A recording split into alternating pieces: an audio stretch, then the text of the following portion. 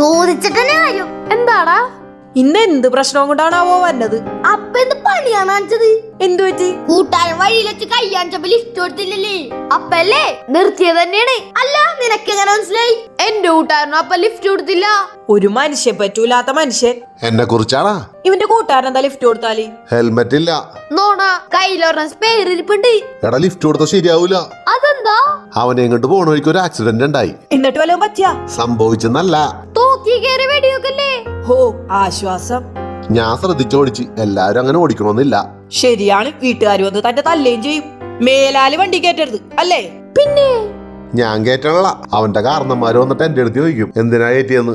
അപ്പ ഉണ്ടാക്കി പറയണല്ലേ? അല്ലടാ, അത് പ്രശ്നോണ്. അറിഞ്ഞോണ്ട് എന്തിനാടാ റെയിൽ പാളത്തിൽ കിടന്ന് ഉറങ്ങണത്? കുട്ടികൾ കൈ കാണിക്കും. ലിഫ്റ്റ് കൊടുക്കണേന്റെ ഒപ്പം ഇങ്ങനെ കുറച്ച് പ്രശ്നങ്ങൾ കൂടി ഉണ്ടെന്ന് വിചാരിച്ചാൽ നല്ലത്.